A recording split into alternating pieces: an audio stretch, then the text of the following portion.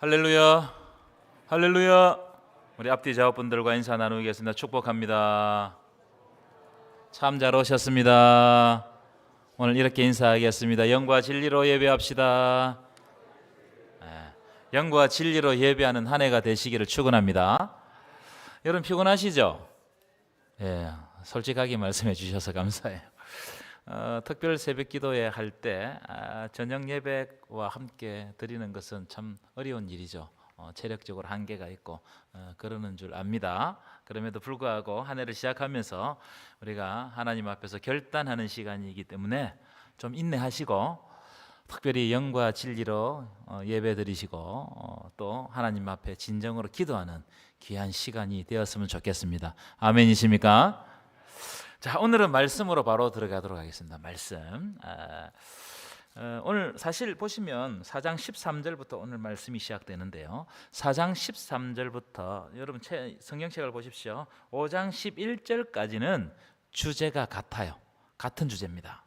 주제는 뭐냐면은 예수 그리스도의 재림, 이 재림과 다시 오심이죠. 재림과 재림을 기다리는 성도들의 자세, 이걸 다루고 있어요. 예수 그리스도께서 다시 오신다. 그러면 어떻게 살아야 되는가? 이걸 다루고 있습니다. 오늘은 이제 좀 이런 부분은 좀 중요하기도 하고 양을 많이 해서 해야 되는데 오늘 반으로 잘라서 4장 끝부분만 다루도록 하겠습니다. 예수 그리스도의 재림에 대해서만 오늘 살펴보도록 하겠습니다. 오늘 말씀, 오늘 읽었던 말씀이 나오게 된 이유는 이 바울이 개척한 초대교회죠. 이 초대교회 안에 아마 그때 그 당시 초대교회마다 몇 가지 질문들이 있었던 것 같아요. 재림에 대해서. 이 고린도전서 15장에도 이런 질문들의 흔적들이 좀 있습니다. 아마 초대교회가 그리스도의 재림에 대한 이 공통적인 그런 질문들이 있었어요. 지금은 2000년 동안 신학 연구를 하고 교리 논쟁을 통해 가지고 예수 그리스도의 부활과 재림에 대한 교리가 확실하게 우리에게 자리 잡혀 있습니다. 하지만 당시 초대교회 당시만 하더라도 일반 성도들에게 예수 그리스도께서 부활하셨고 예수 그리스도께서 다시 오신다, 이걸 이해시키기가 상당히 어려운 일이었다고 생각합니다. 왜냐하면 그 사람들은 헬라 문화 속에 있었기 때문에. 헬라 철학이 그 당시의 사조였습니다. 생각을 지배했단 말이에요. 그 시대 정신이었어요. 제가 몇 번 말씀드렸지만 헬라 철학의 특징이 뭐냐면 이런 겁니다. 아주 간단하게 말씀드리면 육은 악하다. 눈에 보이는 것은 다 악해요. 다 악하고, 그래서 우리의 몸도 악하겠어요, 선하겠어요? 우리의 몸도 악하다. 그래서 그들이 생각하는 구원은 뭐냐면은 이 악한 육신의 몸을 벗는 것, 즉 죽는 게 구원이에요. 죽는 거. 그런데 교회에서 하나님의 말씀으로 가르치는 게 뭐냐면 몸이 다시 산다는 거예요. 그래서 그 사람들의 질문이 나올 수 있겠죠. 어떻게 몸이 다시 살 수 있냐는 거예요. 이게 첫 번째 질문입니다. 다시 악한 몸을 입는 것이 어떻게 구원이냐는 거예요. 그 사람들은 구원은 이 악한 육신의 몸을 벗는 게 구원이라고 그랬는데 이 교회에서 가르치기는 몸이 부활한다고 가르친단 말이에요. 이게 어떻게 몸을 다시 입는 게 구원이냐. 죽으면 이 세상하고 완전히 단절되는데 어떻게 몸의 부활이 있을 수 있냐. 이런 질문을 했던 것 같아요. 헬라 철학의 구조가, 시대 정신이 그랬기 때문에. 고린도전서 15장도 이렇게 읽어보면 그런 질문의 흔적들이 남아있어요. 여러분 한번 따라해 볼까요? 저를 따라하십시오. 삶에 대한 태도는 죽음에 대한 이해가 결정한다. 다시 한 번 더. 삶에 대한 태도는 죽음에 대한 이해가 결정한다. 이게 무슨 말씀이냐면 죽음에 대한 이해가 잘못되어 있으면 현재의 삶도 잘못된 방향으로 나아갈 수밖에 없다는 거예요. 죽음에 대한 이해가 잘못되면 사는 게 잘못 산다는 거예요. 세상 사람들이 생각하는 죽음은 뭡니까? 죽으면 이 세상과 완전히 끝장난다, 단절된다, 죽음으로서 모든 것이 끝난다, 이렇게 생각하잖아요. 그러니까 어떤 생각을 가지게 되느냐면 이 세상 살 때 어떻게 하면 수단과 방법을 가리지 않고 세상적으로 성공할까? 어떻게 하면 세상적으로 폼나게 살까? 내 욕망을 다 이루며 살까? 내가 하고 싶은 것을 어떻게 하면 이룰 것인가? 여기에 초점을 맞추고 산단 말이에요. 이왕 한 번 사는 인생인데 이 세상적인 거 내가 좀 이 세상에서 좀 폼 잡고 화려하게 좀 살 거, 떵떵거리고 살았으면 좋겠다, 이런 생각을 가지고 산단 말이에요. 그런데 성경은 뭐라고 가르치고 있느냐 하면은, 첫 번째, 우리는 나그네다는 거예요. 우리는 뭐라고요? 나그네다, 나그네다. 그러니까 우리가 나그네란 말은 이 세상이 종착역이란 말입니까? 경유지란 말입니까? 그렇죠. 이 세상은 경유지예요. 잠시 있다 가는 겁니다. 본향으로 돌아가는 거예요. 성경은 이렇게 가르쳐요. 그래서 하나님, 너희들이 돌아갈 하나님 나라를 바라보라. 여러분이 돌아갈 하나님 나라를 바라보시기를 축원합니다. 성경이 이걸 가르쳐요. 두 번째, 성경은 또 뭘 가르치느냐? 이 세상에 종말이 오는데 그 종말은 누구와 함께 온다는 거냐면은 그리스도와 함께 온다는 거예요. 예수님과 함께 종말이 온다는 거예요. 그래서 뭘 믿느냐? 그리스도께서 오신다. 그리스도께서 재림하신다. 이걸 성경에서는 헬라어로는 파루시아라고 해요. 파루시아. 한번 따라해 봅시다. 파루시아. 파루시아라고 그래요. 라틴어로는 제가 제가 말씀 많이 들었습니다. 아드벤투스. 이 뭐라고 그랬죠? 오고 계신다. 오고 계신다. 온다, 이런 거예요. 파루시아, 임하신다, 강림하신다, 이런 뜻이에요. 이 파루시아하고 아드벤투스라는 말은 같은 뜻인데, 어떤 그 당시 정황으로 어떤 의미를 가지고 있느냐면, 황제가 불시에 우리가 사는 동네로 온다, 이런 뜻을 가지고 있어요. 황제가 온다. 이것을 성경에서는 차용하는데 뭐라고 이야기하느냐? 강림 또는 임재. 우리가 강림이라는 말도 쓰고 임재라는 말도 써요. 그죠? 강림, 예수님의 강림, 예수님의 오심. 그래서 도둑과 같이 임하신다는 거예요. 한번 찾아봅시다. 마태복음을 한번 펴보실까요? 마태복음 24장. 마태복음 24장은 종말장입니다. 마태복음 24장 찾으셨어요? 13절 한번 보실까요? 3절. 계속 반복되는 단어를 우리 보시는 거예요. 반복은 강조니까. 자, 3절입니다. 함께 읽어볼까요? 시작. 예수께서 감람산 위에 앉으셨을 때에 제자들이 조용히 와서 이르되 우리에게 이르소서 어느 때에 이런 일이 있겠사오며 또 주의 임하심과. 자, 여기 보면 주의 어떻게 하심요? 임하심. 이 임하심이 바루시아, 예수 그리스도의 다시 오심입니다. 자, 27절 볼까요? 27절 똑같은 단어가 사용돼요. 27절 시작. 번개가 동편에서 나서 서편까지 번쩍임같이 인자의 여기 임함, 이것도 파루시아, 무슨 뜻입니까? 오신다는, 강림하신다는 거예요. 37절도 똑같은 단어 나옵니다. 시작. 노아의 때와 같이 인자의 뭐도? 임함, 예수 그리스도께서 임하신다. 39절도 이런 눈으로 보십시오. 홍수가 나서 그들을 다 멸하기까지 깨닫지 못하였으니 인자의 임함도 이와 같으니라. 그러니까 여러분, 마태복음 20장은 종말장인데 계속해서 파루시아, 임한다, 예수님이 임하신다, 이걸 계속 강조하고 있어요. 한 번, 두 번이 아니잖아요. 이건 의도적으로 파루시아를 쓰고 있는 거예요. 예수께서 다시 오신다는 거예요.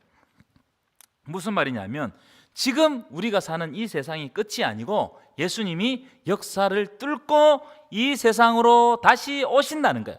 황제가 오는 것처럼 예수님이 이 세상으로 다시 오신다. 이것을 초대교회가 가르쳤어요. 초대교회가. 여러분, 예수께서 곧 오십니다. 예수께서 곧 오십니다. 믿으십니까? 우린 이걸 기다리고 믿는 사람들이다. 자, 그럼 두 번째, 자연스럽게 어떤 질문이 생기느냐? 그럼 어떻게 예수가 다시 오시느냐? 이게 오늘 말씀이에요. 어떻게 예수가 다시 오시느냐? 아니, 하늘로 가셨다고 그러는데 어떻게 오시느냐? 이 질문이 생기겠어요, 안 생기겠어요? 이 생긴단 말이에요. 세 번째 질문도 있는데 이건 다음 주에 할 내용이에요. 그러면은 예수님이 오신다고 하는데 우리는 어떻게 살아야 되는가? 성도들은 어떤 태도로 살아야 되는가? 이게 다음 주에 다룰 거예요. 성도들은 어떻게 살아야 되는가? 이것도 굉장히 중요한 부분입니다. 그래서 다음 주에는 깨어 있으라, 이런 이야기를 한단 말이에요. 자, 일단 이제 우리 보여주실까요? 13절을 읽고 말씀을 시작하겠습니다.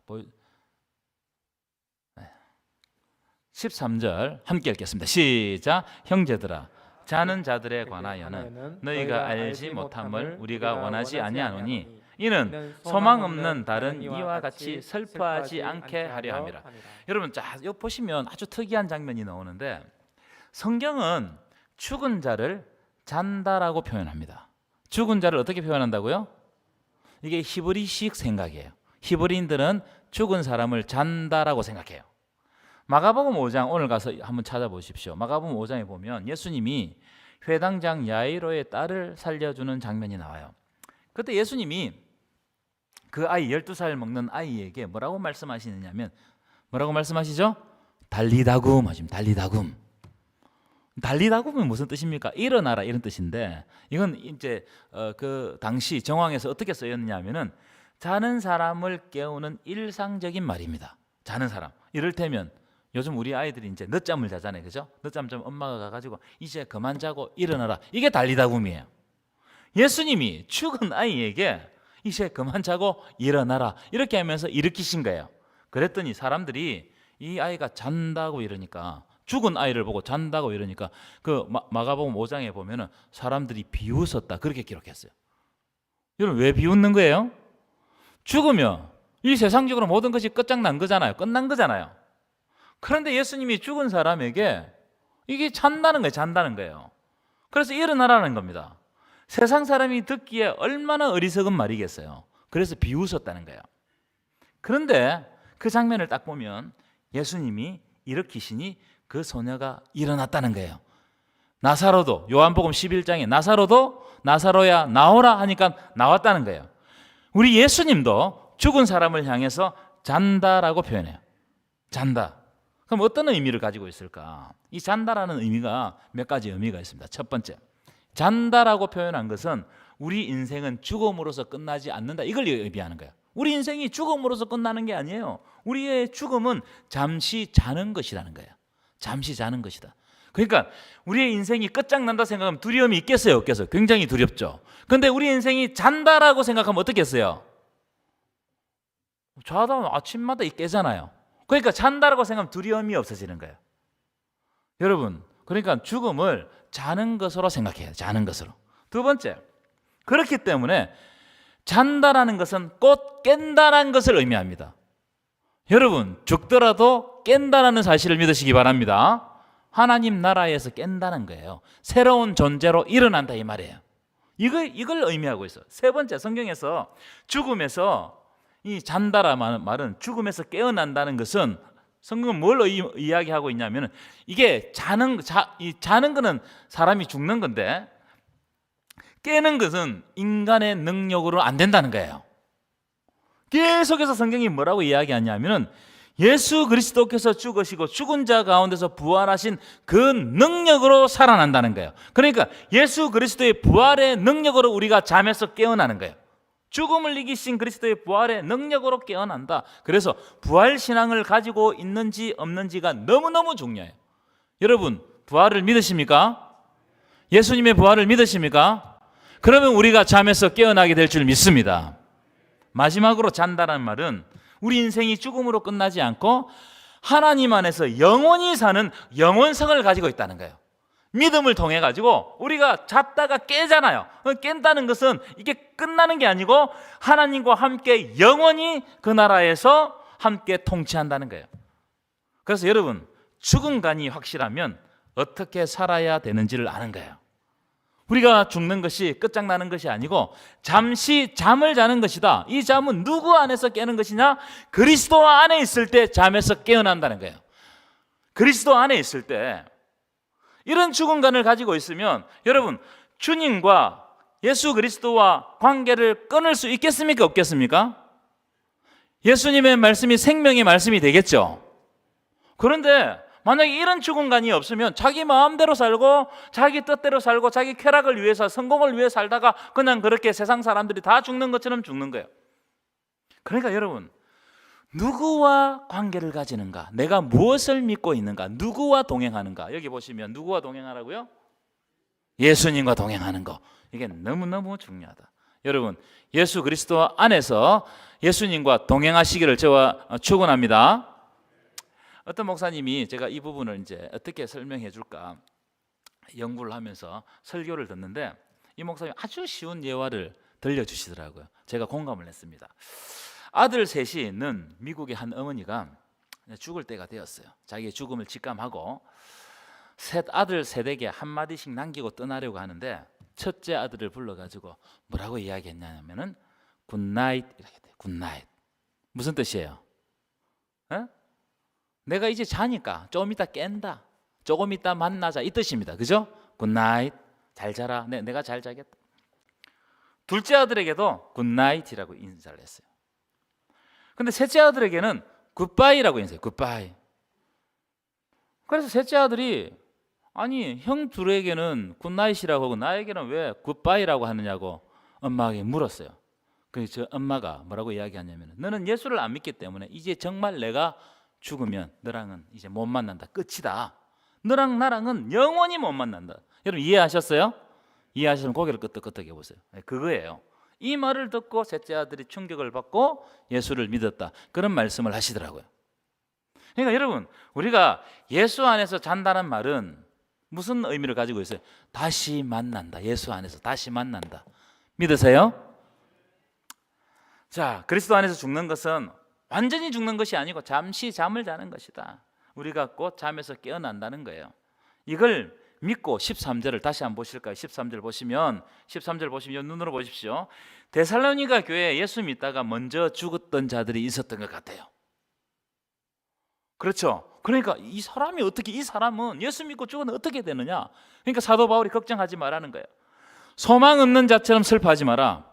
이들이 죽은 것은 끝이 아니고 예수 안에서 잠시 잠을 자고 있을 뿐이다. 그래서 소망을 가지라, 슬퍼하지 말라. 여러분, 죽은 자를 보더라도 소망을 가지시기를 축원합니다. 잠시 잠을 자는 거다. 깬다는 깬. 자, 14절 15절입니다. 14절 15절 읽어보겠습니다. 시작. 우리가 예수께서 죽으셨다가 다시 살아나심을 믿을진대 이와 같이 예수 안에서 자는 자들도 하나님이 그와 함께 데리고 오시리라. 15절입니다. 시작. 우리가 주의 말씀으로 너희에게 이것을 말하노니 주께서 강림하실 때까지 우리 살아남아 있는 자도 자는 자보다 결코 앞서지 못하리라. 자, 이 말씀은 두 가지를 의미하고 있는 것 같아요. 첫 번째 뭐냐면은 재림에 관한 신앙은, 예수님의 다시 오심에 관한 신앙은 어디에서부터 출발하냐는 거예요. 이걸 딱 질문하고 있어요. 어디에서부터 재림에 관한 신앙이 출발하느냐? 예수 그리스도의 부활에서부터 출발한다는 거예요. 예수께서 죽으셨다가 다시 살아나심을 믿을진데 여기부터 출발한다는 거예요. 여러분, 이 말씀은 예수님의 부활을 믿는다면 우리도 예수님처럼 다시 부활하게 되고 그것을 믿는다면 그리스도의 다시 오심도 믿을 수밖에 없다는 거예요. 고린도전서 15장에 보면은 이런 말씀이 있습니다. 한번 찾아보십시다. 고린도전서 15장 20절. 그럼 성경을 넘기셔서 고린도전서 앞으로 넘기셔서 15장 20절. 282페이지. 282페이지. 굉장히 이 부활에 있어서는 굉장히 중요한 말씀입니다. 282페이지. 고린도전서 15장 20절. 함께 읽겠습니다. 시작. 그러나 이제 그리스도께서 죽은 자 가운데서 다시 살아나사 잠자는 자들의 첫 열매가 뭐가 되셨다고요? 첫 열매가 되셨다. 잠자는 자들의 첫 열매가 되셨다는 말은 죽은 자들이 다시 부활한다는 것을 보여주는 증거가 되셨다. 예수 그리스도가 부활하심이 우리가 다시 산다는 것을, 모든 죽은 자들, 모든 죄인들이 예수로 말미암아 다시 산다는 증거가 되셨다. 그 첫 열매가 되심으로 우리도 예수님처럼 부활한다는 거예요. 아멘이십니까? 굉장히 중요한 내용이에요. 굉장히 중요하다. 여러분, 그리스도의 부활을 믿으십니까? 그리고 예수 그리스도의 다시 오심을 믿으십니까? 그러면 부활과 다시 오심은 죽었던 나를 살리는 놀라운 하나님의 능력이 되는 거예요. 다 나를 살리는 역사다. 초대교회에서부터 초대교인들은, 그리스도인들은 이것을 믿고 소망했어요. 예수 그리스도께서 부활하셨다. 부활의 첫 열매가 되셨다. 나도 예수님처럼 부활한다. 그리고 예수 그리스도 다시 오신다. 그리고 내가 그 다시 오는 그 자리에서 영원한 통치를 하게 될 것이다. 자, 두 번째 14절 15절에 여러분 눈으로 보시 의미는, 예수님이 강림하실 때 예수 안에 자는 자들은 하나님이 버린 것이 아니고 하나님이 친히 데리고 오신다는 거예요. 자, 이 말씀도 이 데살로니가서 한번 찾아보시면 좋겠는데요. 3장 보실까요? 3장. 데살로니가전서 3장. 조금 앞으로 넘기셔서 3장 20절. 3장 20절도 제가 잠시 다루었는데요. 3장 13절. 3장 13절. 여기서 잠시 다루었는데 굉장히 중요한 말씀입니다. 3장 13절 함께 읽어볼까요? 시작. 너희 마음을 굳건하게 하시고 우리 주 예수께서 그의 모든 성도와 함께 강림하실 자, 여기 이 부분이 중요한 거예요. 하나님이 우리의 마음을 굳건하게 하시는데 우리 주 예수 그리스도께서 그의 모든 성도와 함께 강림하신다는 거예요. 함께 강림하신다. 예수께서 오실 때 모든 성도와 함께 강림하신다. 여러분, 모든 성도와 함께 강림하신다는 말은 이미 죽은 성도, 자는 성도들과 함께 이 땅으로 오신다 이 말이에요. 무슨 말이에요? 육신이 죽었거나 순교를 당해서 잠시 자는 성도들을 걱정하지 마라. 예수께서 그들을 버리지 않고 이 땅에 오실 때 그들과 함께 임하신다는. 그리고 15절 보시면 이 땅에 사는 우리보다 자는 자들을 먼저 데리고 오신다는 거예요. 자는 자들이 먼저 온다는 거예요. 먼저 온다. 이건 순서를 이야기하는 거예요. 순서. 강림, 예수 그리스도 강림하는 순서.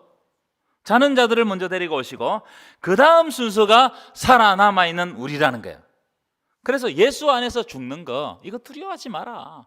하나님이 책임져 주신다. 예수님이 책임져 주신다. 그래서 아브라함, 모세, 엘리야 그리고 앞선 순교자들이 먼저 강림하고 그 다음 우리가 공중에서 주를 영접한다는 거예요. 그러니까 여러분, 죽은 자들, 우리 또 죽음에 대해서 걱정할 필요가 있어요 없어요? 있어요 없어요? 없다 이 말이에요. 이걸 믿는다면 죽음이 달리 보입니다.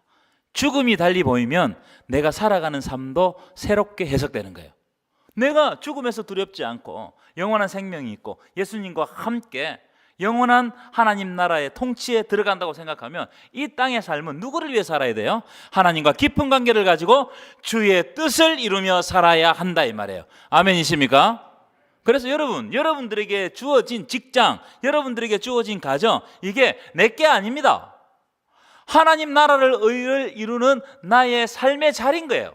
그러니까 그곳에서 하나님 나라를 이루어내야 되는 거예요. 왜냐하면 내 죽음이 여기서 끝나는 게 아니고 하나님 나라로 이어지기 때문에 어떻게 된다고요? 굉장히 의미가 있는 자리예요. 아멘이시죠? 그러니까 죽음에 대한 이 시각이 달라지면 내 삶에 대한 시각이 달라진다는 거예요. 자, 그러면 어떻게 강림하시느냐? 16절입니다. 16절 함께 읽겠습니다. 시작. 주께서 호령과 천사장의 소리와 하나님의 나팔 소리로 친히 하늘로부터 강림하시리니 그리스도 안에서 죽은 자들이 먼저 일어나고. 죽은 자들이 먼저 일어나고 이런 이야기 나오죠. 예수님이 오심 이걸 딱 표현할 때 성경 여러 곳에서는 나팔 소리로 표현해요. 나팔 소리가 나와요. 성경에 나오는 나팔 소리는 몇 가지 의미가 있습니다. 첫 번째로는 전쟁을 할 때 나팔을 불어요. 전쟁을 할 때. 그렇죠? 두 번째, 새해를 알릴 때 나팔을 붑니다. 새해를 알릴 때. 그래서 나팔을 분다고 해서 이 나팔절이라고 그래요. 그럼 들어보셨죠? 나팔을 불어서 새해를 알린다고 해서 나팔절이라고 그래요. 세 번째, 이 중요한 장면입니다. 성경에서 나팔을 불 때 언제 나팔을 부느냐? 하나님의 백성들을 모을 때 나팔을 불러요. 하나님의 백성들을 모을 때 나팔을 부는 장면 한번 보실까요? 자, 민수기 10장 7절 한번 읽어보겠습니다. 시작. 또 온 회중을 모을 때에도 나팔을 불 것이다. 뭘 부르라고요? 온 회중, 하나님의 총회로 모을 때 뭘 부르라? 나팔을 불어가지고 사인을 주라는 거예요. 그러면 그 나팔 소리를 듣고 이제 총회로 모이는 겁니다. 그래서 이 지금 보시는 말씀에 나팔 소리는 하나님의 백성들을 모으는 소리, 하나님의 사인이라는 거예요. 자, 이 부분을 신약 성경 우리가 고린도전서 할 때 다루었습니다. 15장 51절 52절에 딱 나와 있어요. 자, 한번 읽어볼까요? 51절 시작. 보라, 내가 너희에게 비밀을 말하노니 우리가 다 잠잘 것이 아니요. 잠잘 것이 아니란 말은 다 죽고 끝나는 것이 아니요. 그 다음에 마지막 볼까요? 시작. 마지막 나팔에 순식간에 호련히 다 변화되리니. 52절도 읽겠습니다. 시작. 나팔 소리가 나매 죽은 자들이 썩지 아니할 것으로 다시 살아나고 우리도 변화되리라. 아멘이십니까? 나팔 소리, 하나님의 사인이 나면 우리가 순식간에 호련히 하나님 안에서 변화되는 거예요. 변화되는. 이게 우리가 이걸 소망하는 거예요. 소망하는 거예요. 자, 그런 의미를 가지고 16절, 17절 우리 다시 한번 그런 의미를 딱 가지고 16절, 17절 하나님께서 우리를 모으십니다. 하나님의 사인이 나면 이 나팔 소리와 함께 주님을 만나는 거예요. 자, 16절 다시 17절 읽겠습니다. 시작. 주께서 호령과 천사장의 소리와 하나님의 나팔 소리로 친히 하늘로부터 강림하시리니 그리스도 안에서 죽은 자들이 먼저 일어나고 그 후에 우리 살아남은 자들도 그들과 함께 구름 속으로 끌어올려 공중에서 주를 영접하게 하시리니 그리하여 우리가 항상 주와 함께 있으리라. 항상 주와 함께 있으리라. 아멘이시죠? 이 말씀의 중요한 포인트가 몇 가지 있는데, 첫째, 살아남은 자들이 어디로 올려진다고요? 어디로 올려진다고요? 구름 속으로 올려진다는, 이 구름이 중요해요. 구름이. 여러분, 구름은 뭘 의미하는 거예요? 하나님의 임재, 하나님의 강림, 예수 그리스도의 임재를 의미하는 겁니다. 이 다니엘서를 한번 찾아봤으면 좋겠네요. 오늘 좀 많이 찾습니다. 다니엘서 찾아볼까요? 다니엘서 7장입니다. 에스겔 다니엘이죠. 1245페이지 13절 14절입니다. 13절 14절 1245페이지 13절 14절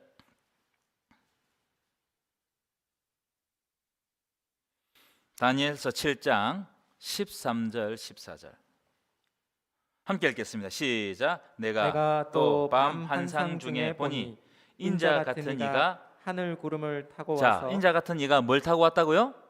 하늘 구름을 타고 왔다는 거예요. 예수 그리스도의 임재, 파루시아를 상징하는 거 아니겠습니까? 로마 황제는 마차를 타고 왔어요. 근데 예수님은 뭘 타고 오신다고요? 그렇죠. 하늘 구름을 타고 오신다는 거예요. 그 다음에 그래서 하늘 구름 타고 오신 예수님이 14절 보시죠. 14절 예수님에게 뭘 주신다? 14절 읽겠습니다. 시작. 그에게 권세와 영광과 나라를 주고 모든 백성과 나라들과 다른 언어를 말하게 하는 모든 자들이 그를 어떻게 했다고요? 섬기게 하였으니 시작. 그의 권세는 소멸되지 아니하는 영원한 권세요 그의 나라는 멸망하지 아니할 것이라. 아멘. 그러니까 이 구름 타고 임하시는 그분에게 하나님께서 모든 권세와 영광과 나라를 주고 그때부터 하나님의 놀라운 통치가 시작된다. 사도행전 1장에도 예수님이 하늘로 올려지시니 구름이 그를 가리어 보이지 않게 하시니라. 그래서 천사들이 뭐라고 말하냐면 예수님은 하늘로 가심을 본 그대로 구름하고 연관이 있다는 거예요. 구름 타고 가신 본 그대로 다시 오신다. 구름은 하나님의 임재, 그리스도의 임재를 상징하는 거예요. 그래서 우리가 구름 속으로 올려진다는 것은 그리스도의 그 영광스러운 임재에 동참한다는 거예요. 예수 그리스도의 임재에 동참한다. 무슨 말이냐? 우리는 예수와 함께 살고 예수와 함께 죽고 예수와 함께 하나님 나라에 동참하여서 예수와 함께 다스린다는 거예요. 아멘이십니까? 두 번째, 공중에서 주를 영접하게 된다. 이런 말씀을 하고요. 공중에서 예수님의 오심과 성도들의 공중 강림은 이게 비밀리 오시는 게 아니고 모든 열방과 족속이 이를 보게 된다. 이런 이야기를 하고 있어요. 그러니까 이게 예수님의 오심이 비밀리에 오시는 게 아니에요. 아주 공개적으로 오십니다. 자, 계시록을 한번 마지막 찾는데 계시록을 찾아볼게요. 계시록 1장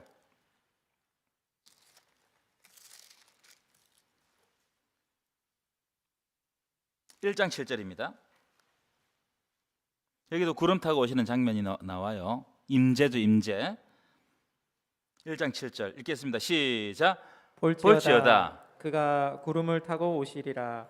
각 사람의 눈이 그를 보겠고. 자, 각 사람이 눈이 그를 보겠고. 이 말은 세상의 모든 사람들이 각각 모두 다 그리스도를 본다 이 말이에요.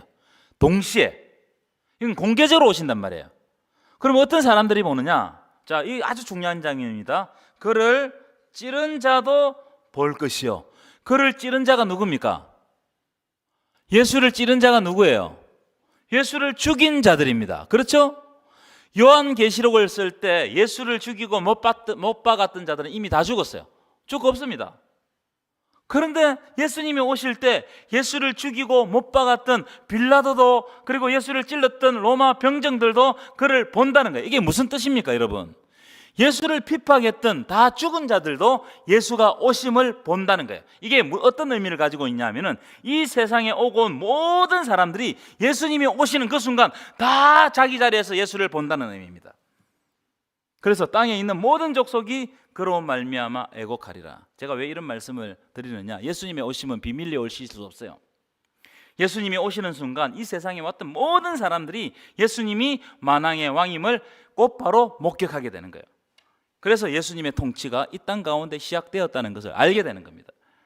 다음 시간에 말씀드리겠지만 우리나라만 해도 자기가 재림 예수라고 하는 사람이 50명이 넘어요. 자기가 지금 재림 예수다 이렇게 이야기하면서 50명이 넘습니다. 이건 진짜입니까, 가짜입니까?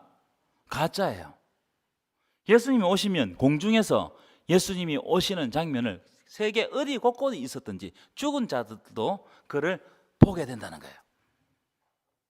그러니까 이것은 속일 수가 없는 거예요. 속일 수가 없는 거예요. 우리가 기다리는 거, 이걸 기다리는 겁니다. 그래서 18절 보실까요? 18절 함께 읽어보겠습니다. 시작. 그러므로 이러한 말로 서로 위로하라. 무슨 말입니까?